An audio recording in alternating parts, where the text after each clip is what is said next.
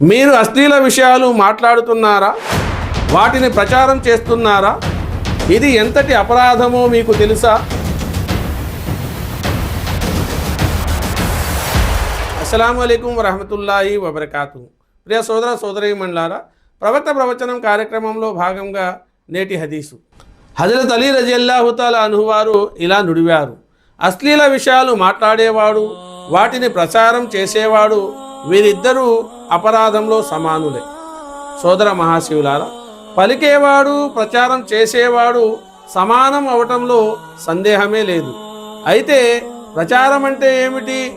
చాలామంది అమాయకత్వంతో ఫలానా వారు ఫలానా విధంగా దుర్భాషలాడారు, ఫలానా తిట్లు తిడతారు అని అసహ్యంగానే చెప్పుకుంటారు. అలా వారు తమ ఏహ్య భావాన్ని వెలిబుచ్చుకుంటారు. కానీ వాస్తవానికి వారును పరోక్షంగా ఆ దుర్భాషల్ని, తిట్లను నలుగురిలో ప్రచారం చేస్తున్నారన్న నిజం వారికి అర్థం కాదు.